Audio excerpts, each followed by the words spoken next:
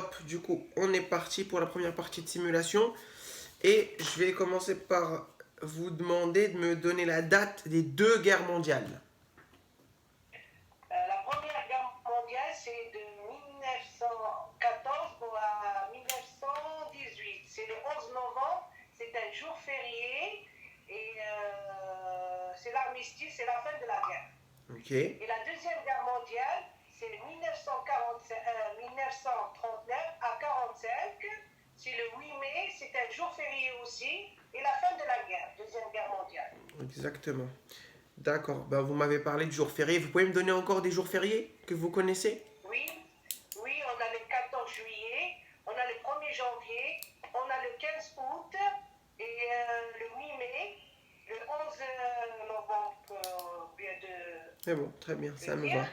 Et Très il y a bien. d'autres jours fériés. Il y a sur le mois de mai, on a presque 3 jours fériés. Mhm. Dans le mois de mai, on a beaucoup de jours fériés, mais je ne me rappelle pas les dates exactement. Et il me semble qu'il y a l'Ascension à la Pentecôte. J'ai oublié, c'est le jeudi de l'Ascension et le lundi de Pentecôte. C'est au mois de... Sûrement, oui. Ça, c'est au mois de mai Quand, aussi. oui, c'est quand Jésus l'a. Oui, C'est oui. ça. Pour eux, quand Jésus l'a été. Oui, oui, c'est ça. C'est une religieuse. C'est une. C'est un jour religieux. C'est peut-être religieuse, oui, c'est ça. Exactement. De quel âge à quel âge l'instruction est obligatoire en France? De 3 ans jusqu'à 16 ans révolus. Mais avant, elle était à 6 ans. Depuis 2020. Oui, exactement. C'est bien ça. Et qui a mis l'instruction obligatoire en France?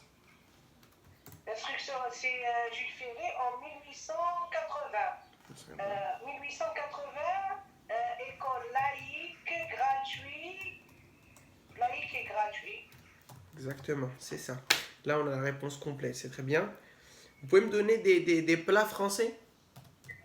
Oui, des plats français, on a la blanquette de veau, on a le foie gras avec des pommes caramélisées, on a le poulet farci, et on a plusieurs plats comme quiche Lorraine, comme dans ma région, on a la tarte maroilles. Je l'ai dit l'autre fois, mais Ok. dans la région, elle est connue pour le fromage maroilles, donc ils font la tarte avec. Ok. D'accord, juste pour apporter une petite correction par rapport à l'année de Jules Ferry, c'est dans les années 80, 1880, mais c'est plus précisément en 81 et 82. 81, oui, 81, Voilà, 82, mais exactement, c'était 1980, oui. exactement. Exactement, je sais, oui. Donnez-moi des philosophes des Lumières, tiens. Les philosophes de lumière, il y a Jean-Jacques Rousseau, Diderot, Voltaire et Montesquieu. Montesquieu, Oui, c'est ça. c'est Montesquieu. D'accord, on va un peu revenir. Bon, on reviendra tout à l'heure dessus. Euh, Est-ce que les enfants ont le droit de porter un signe religieux à l'école? Les signes ostentatoires, ils sont interdits depuis 2004. La cause pour ne pas montrer la religion dans les écoles, dans les lieux publics, dans le travail, mais pour respecter la République et pour respecter la République et pour C'est être neutre. c'est Pour ça, être neutre c'est pour le principe de neutralité. Mais du coup, vous m'avez dit c'est ostentatoire. Vous savez, ça veut dire quoi, ostentatoire? voyant, quelque chose de voyant. C'est On ça. porte une croix qui est grande ou une kippa. Exactement, c'est quelque chose qui est trop visible. Hein. Ça, ostentatoire, c'est quelque chose qui est trop visible. On la voit beaucoup. Exactement, voyante. C'est Qui ça. attire l'attention des gens. Voilà. Et en fait, quand on voit cette chose-là, on va tout de suite vous lier à une religion. Exactement. Et il y a un proverbe qui dit vivre en paix, vivre en cachette. Vivre en paix, vivre en cachet, exactement.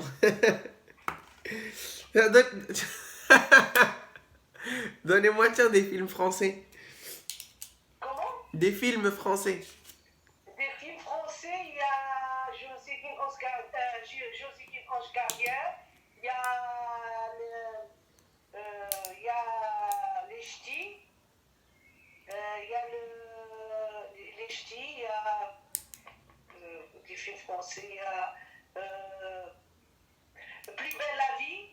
C'est une Il y a, série. il y a les films de Pierre Richard que j'adorais beaucoup. Il y a, je ne me rappelle pas des titres. Il y a beaucoup de films français Que vous que je connaissez. connais. Ok, Oui. très bien. Vous connaissez des acteurs français maintenant? Oui, je connais des acteurs français. C'est qui que vous connaissez? Il y a,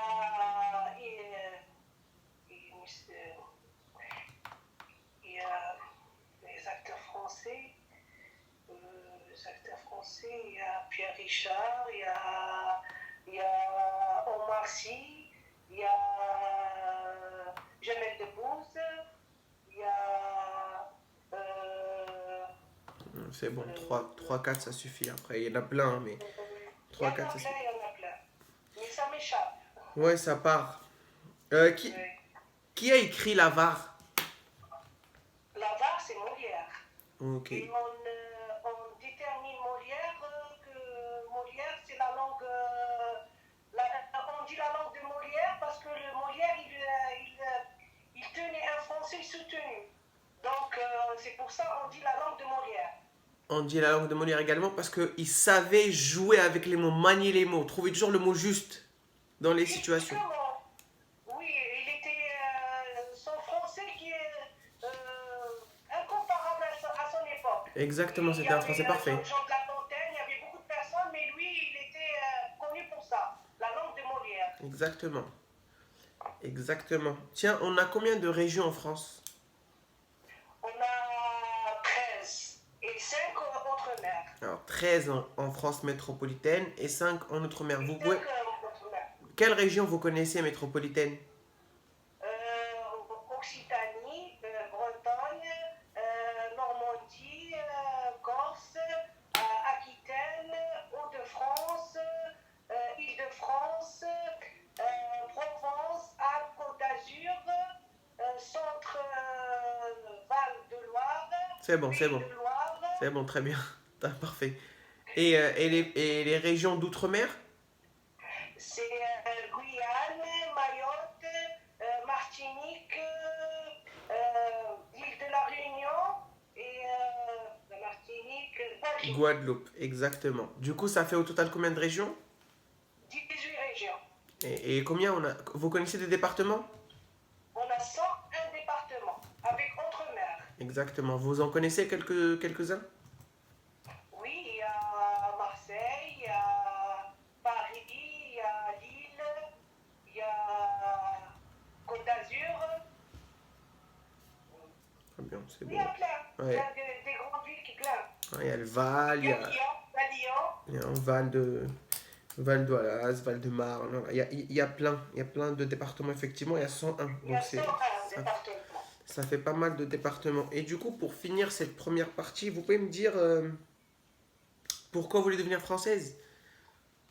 Je veux devenir française pour plusieurs raisons. La France, elle m'a ouvert la porte quand je suis venue là. Elle a donné la réussite à mes enfants. Certes, j'étais derrière eux, j'ai fait mon devoir, j'ai fait sacrifice et prière pour eux qu'ils soient acceptés dans la société, qu'on doit suivre les directives. Et elle m'a permis beaucoup de choses. Donc je n'ai qu'à remercier la France. Et je suis fière de mon pays. Je ne suis pas française, mais je dis à mes enfants, c'est notre pays, parce que mes enfants sont français, mes petits-enfants sont français. C'est pas pour la raison qu'ils sont français. Parce que j'ai vécu la lumière dans cette... quand je suis venue ici. Déjà, nous, dans les habitudes, on était français. Nos parents, ils nous ont éduqués un peu français. On était à la française. Donc, ça m'a porté que préjudice pour moi. C'est pour ça que je veux devenir française et être parmi les gens qui votent, qui peuvent aller travailler dans la fonction publique librement, pour beaucoup de facteurs. Et j'aime la France, c'est pour ça que je veux devenir française. D'accord. Juste pour apporter une petite correction, du coup, vous avez dit pour travailler à la fonction publique. Alors attention, on peut travailler dans la fonction publique même quand on est étranger, mais par contre sous contrat, en CDD. Sous contrat, oui, j'ai déjà travaillé sur contrat. Voilà. J'étais secrétaire dans un collège. Exactement. Contrat. C'est la titularisation qui, elle, nécessite la nationalité française et non pas le travail en lui-même. Voilà. Je ne pouvais pas être titulaire, j'ai passé des concours parce que j'avais pas de nationalité. Exactement, c'est bien ça. Bon, on va s'arrêter là.